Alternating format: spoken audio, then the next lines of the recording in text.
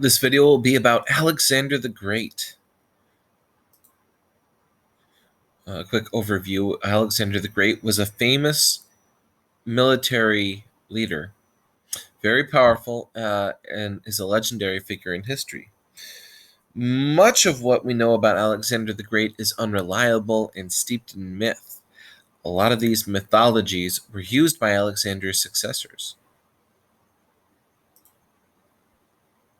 In the kingdom of Thrace, during the reign of Lysimachus, a successor of Alexander the Great, who lived from 361 BC to 281 BC, an interesting coin was issued. You can see it here. This coin, which featured the head of Alexander the Great with ram's horns on either side of his crown, was issued in the ancient city of Perium, in the northwestern region of modern-day Turkey. The horns were the symbol of the Egyptian god Amun, or Zeus, who was often conflated with Ammon, from whom Alexander claimed descent. Flanked from these god-like horns, Alexander attained a status of a deity, of a god. Surprisingly, Alexander himself did not issue coins with his own image. His successors did.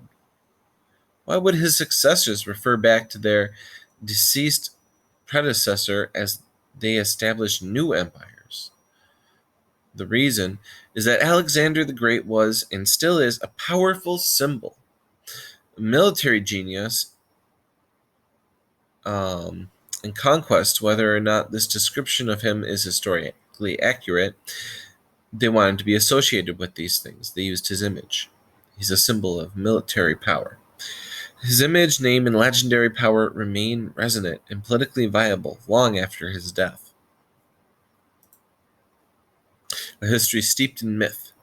So how do we tell the story of Alexander? Pulling apart the myths and legends and reconstructing an accurate narrative? It's a difficult task, but it's an important one because the history of Alexander is a history of the Greek Empire, which had a massive influence on vast regions stretching across Europe, Asia, and Africa. We have ancient narratives of Alexander's life, written between 30 BC and the 3rd century AD, hundreds of years after his death. The earliest known account is by the Greek historian Diodorus, who we also have histories written by other historians, including Roman historians. These writers are called the Alexander historians. They interpreted written accounts from shortly after Alexander's death, penned by those who fought alongside Alexander on his campaign. It's unclear how reliable these narratives are, however, as they are mingled with the propaganda of various Greek and Roman states, who were ruled by emperors that used Alexander's image to cement their own power. In order to get a fuller picture, historians interpret sources from other regions of Alexander's empire, like Babylon. On one Babylonian tablet, for example, you can see it here, Alexander's death is recorded with an inscription in Akkadian that reads, "On the 25th, the king died." The fact that we can gather evidence about Alexander, his life, and military campaigns from places so far away from one another paints a picture of an expansive empire. We know that Alexander was a powerful military leader. He led important military campaigns and expanded his empire from Greece to Persia, Babylon, Egypt, and even beyond that, taking advantage of local political context as he conquered new territory. It's also important to remember that history is not comprised simply of the stories of great men. Alexander the Great's empire devolved not only because of his military prowess, but also because his father's success, which took advantage of an unstable political context in Greece. Alexander's own conquest happened in very specific political contexts as well, which facilitated his abilities to expand his empire rapidly and with little resistance. Ultimately, Alexander's reign was very short, only about a decade. Perhaps the greatest effect of his empire was the spread of Greek culture through the successor empires that he left behind. After the Peloponnesian War, the Greek cities, or city-states, were divided and had exhausted many of their resources. This set the stage for a takeover by the northern neighbors, the Macedonians, whose leader was gaining strength and consolidating power. Macedonia was generally regarded by the Greeks as a backwards land, good for little more than timber and pasture for sheep. The Macedonians spoke a Greek dialect, and unlike the separate Greek city-states, were ruled by a monarchy and many semi-autonomous clans. One of the most powerful monarchs was Philip II of Macedon. That's the father of Alexander the Great. Although he is often only remembered for being the father of Alexander the Great, Philip II of Macedon, who reigned from 359 to 336 BC, was an accomplished king and military commander in his own right. His accomplishments set the stage for his son's victory over Darius III and the conquest of all Persia. Philip inherited a weak, underdeveloped society with an ineffective, undisciplined army and molded them into an effective military force that eventually subdued the territories around Macedonia and subjugated most of Greece. He used bribery, warfare, and threats to secure his kingdom. Without his insight and determination, history would never have heard of Alexander. In 336 BC, after Philip was killed, Alexander was quickly crowned as the king. After subduing any serious threats to his rule, and with the Greek city-states now firmly under Macedonian rule, Alexander embarked on the great campaign his father had planned, the conquest of the mighty Persian Empire. You can see it here in the map. It's quite the bit of land to sit your sights on.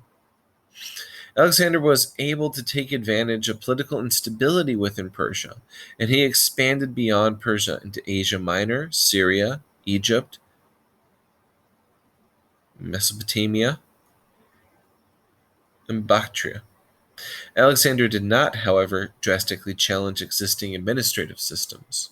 Rather, he adapted them for his purposes. Alexander was not interested in imposing his own ideas of truth, religion, or behavior upon conquered populations, as long as they willingly kept the supply lines open to feed and equip his troops, which was an important aspect of his ability to rule vast areas. This does not mean, however, that he did not ruthlessly suppress uprisings or hesitate to viciously annihilate those who opposed him. Over the course of his conquest, Alexander founded some 20 cities that bore his name, most of them east of the Tigris River. The first and greatest was Alexandria in Egypt, which would become an important Mediterranean urban center. It is still here today. The city's locations reflected trade routes as well as defensive positions. At first, the cities must have been inhospitable and little more than defensive garrisons. Following Alexander's death, many Greeks who had settled in these cities tried to return to Greece. However, a century or so after Alexander's death, many of these communities were still thriving and featured elaborate public buildings and substantial populations that included both Greek and local people. Alexander's cities were most likely intended to be administrative headquarters for his empire, primarily settled by Greeks, many of whom had served in Alexander's military campaigns. The purpose of these administrative centers was to control the newly conquered subject populations. This purpose was not realized during Alexander's life, however. Alexander attempted to create a unified ruling class in conquered territories like Persia, often using marriage ties to intermingle the conquered with conquerors. He also adopted elements of the Persian court culture, implementing his own version of their royal robes and imitating some court ceremonies. Many Macedonians resented these policies, believing hybridization of Greek and foreign culture could be bad. Alexander's attempts at unification also extended to his army. He placed Persian soldiers, some of whom he had trained in Macedonian style, within the Macedonian ranks, solving chronic manpower problems. In 327 BC, with the Persian Empire firmly under his control, Alexander turned his attention to India. He had some victories before reaching the Ganges River, which he intended to cross in order to conquer more of India.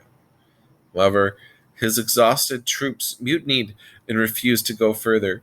Shortly thereafter, as the troops headed back home, Alexander died in 323 BC, likely due to disease. Alexander's death was so sudden that when reports of his death reached Greece, they were not immediately believed. Alexander had no obvious or legitimate heir because his son was born after his death. So, what do you think? What makes Alexander the Great so great?